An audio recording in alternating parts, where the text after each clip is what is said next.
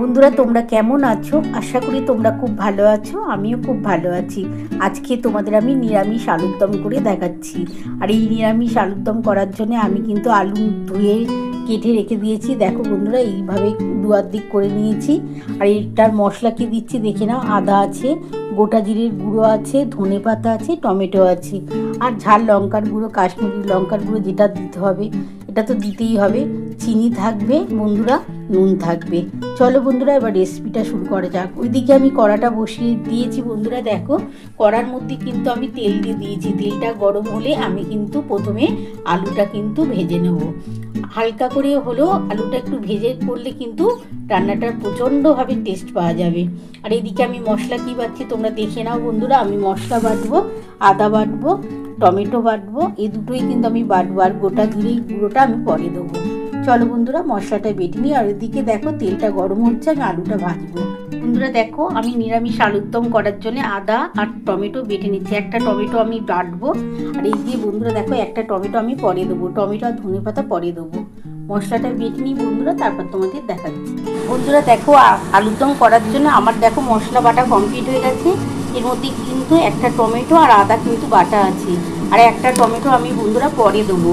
আর এদিকে দেখো তেলটা কিন্তু আমার গরম হয়ে গেছে। এবার আমি আলুগুলো দিয়ে দিচ্ছি।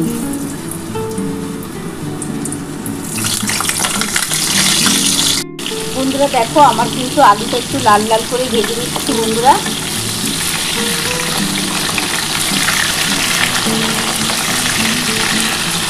আলুর দমে একটু আলুগুলো যদি একটু লাল লাল করে ভাজা হয় না, তাহলে কিন্তু খুব টেস্ট পাওয়া যায়।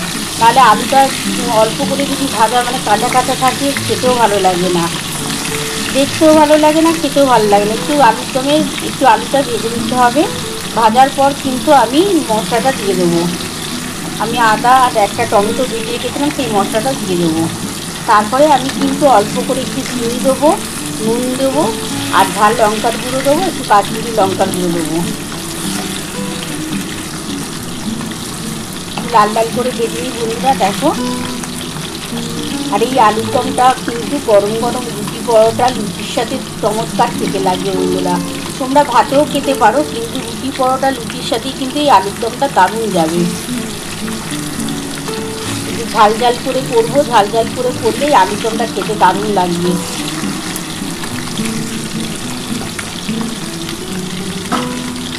বন্ধুরা দেখো আমার কিন্তু আলুটা খুব ভালোভাবে ভেজে নিয়েছি। দেখো কত সুন্দর করে ভেজে নিয়েছি, তবে কিন্তু আলুর দমের টেস্টটা ভালো পাওয়া যাবে। এবার আমি যে মশলাটা বেটে রেখেছি সেই মশলাটা দিয়ে দেবো। এই যে আদা টমেটো বাটাটা দিয়ে দিলাম। এর মধ্যে সামান্য অল্প একটু জল দিয়ে আমি ঢেলে দেবো। এবার আমি কী কী মশলা দেবো তোমরা তো দেখতেই পাবে। চলো বন্ধুরা দেখতে থাকো। বন্ধুরা আমি প্রথমে কিন্তু এবার একটু অল্প করে চিনি দিয়ে দেবো। চিনিটা দেওয়ার উদ্দেশ্যই হচ্ছে একটু টেস্টও হবে, কালারটাও খুব সুন্দর চলে আসবে। আমি প্রথমে কিন্তু একটু চিনি দিচ্ছি।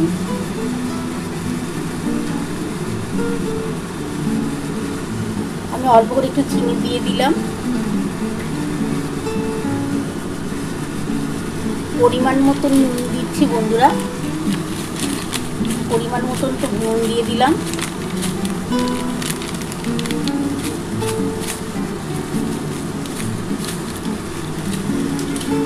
ঝাল লঙ্কার গুঁড়ো দিচ্ছি।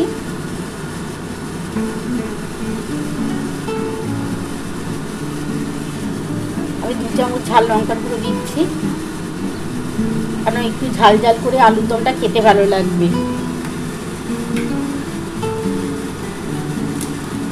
কাশ্মীরি লঙ্কার গুঁড়ো দিচ্ছি। এই যে বন্ধুরা দেখো কাশ্মীরি লঙ্কার গুঁড়ো দিয়ে দিলাম, এটা কালার আসার জন্য দিলাম। আর এই যে জিরে গুঁড়ো দিচ্ছি, অল্প করে একটু জিরের গুঁড়ো দিয়ে দিলাম। খুব বেশি দেবো না, জিরের গন্ধটা ভালো লাগবে না, তার জন্য অল্প করে জিরের গুঁড়ো দিলাম। এবার আমি এটা ভালো করে মশলাটার সাথে কষিয়ে নিতে হবে।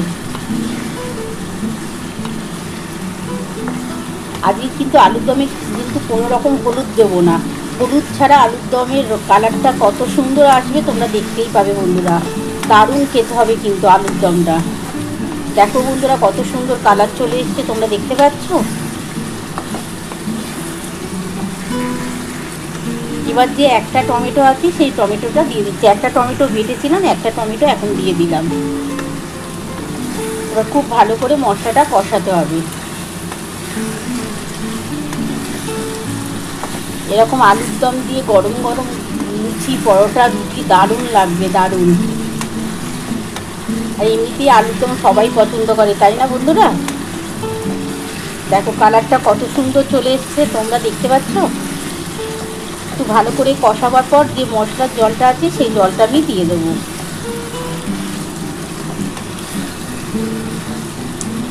একটুখানি এই যে টমেটোটা একটুখানি খুন্তি দিয়ে একটুখানি এরকম করে টিপে টিপে দিতে হবে।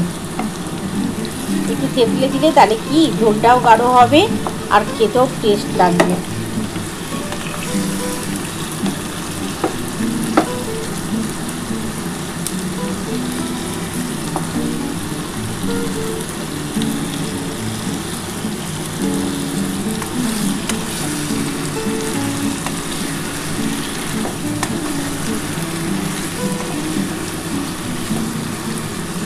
বন্ধুরা দেখো আমার কিন্তু মশলাটা কষানো কমপ্লিট হয়ে গেছে। এবার যে মশলার জলটা আছে, এই যে মশলার জলটা আমি দিয়ে দিচ্ছি। এই মশলার জলটা দিয়ে একটুখানি ভালোভাবে কষিয়ে নেব। দেখো বন্ধুরা কত সুন্দর কালার হয়েছে। হলুদ ছাড়াও যে এইভাবে আলুর দম করা যেতে পারে তোমরা না দেখলে অবাক হয়ে যাবে। দেখো কত সুন্দর কালারটা হয়েছে। নিরামিষ আলুর দম তোমরা এইভাবে করে নিতেই পারো।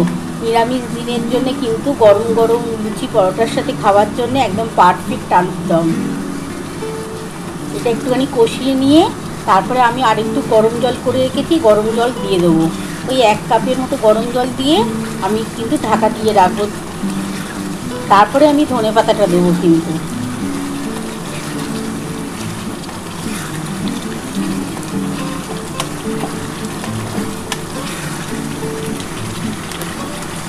একটুখানি গরম জল দিলে কিন্তু এই আলুর দমের টেস্টটা খুব ভালো হবে। বন্ধুরা দেখো আমার কিন্তু আলুর দম করার জন্য 1 কাপের মতো গরম জল করে দিলাম। এই জলটা কিন্তু আমি আলুর দমের মধ্যে ঢেলে দেবো। বন্ধুরা দেখো আমার কিন্তু জল গরম হয়ে গেছে, তোমাদের তো দেখিয়ে দিয়েছি। দেখো এই জলটা আমি দিয়ে দিচ্ছি। এই গরম জলটা দেওয়ার পরে দেখবে আলুর দমের টেস্ট কিন্তু দ্বিগুণ বেড়ে যাবে, দারুণ হবে কিন্তু, খুব টেস্ট হবে কিন্তু খেতে।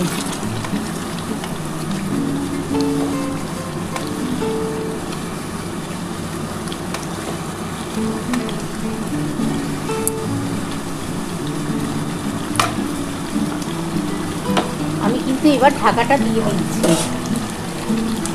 আমি এই ঢাকাটা দিয়ে গ্যাস কিন্তু আস্তে করে দেবো বন্ধুরা। এই যে দেখো গ্যাস কিন্তু আস্তে করে দিলাম। আমি 10 মিনিট পর ফিরে আসছি। 10 মিনিট পর যতটা হবে হবে, যদি না হয় তাহলে আরও 5 মিনিট রেখে দেবো। আর তারপরে নামাবার আগে ধনেপাতা দেবো, দিয়ে নামাবো। বন্ধুরা দেখো আমি 10 মিনিট পর ফিরে এলাম। এবার আমি ঢাকাটা খুলে দেখি আমার কতটা হলো। যদি হয়ে যায় তাহলে নামিয়ে নেবো, আর যদি না হয় তাহলে আরও 5 মিনিটের মতো রেখে দেবো আর ধনেপাতা দিয়ে নামাবো।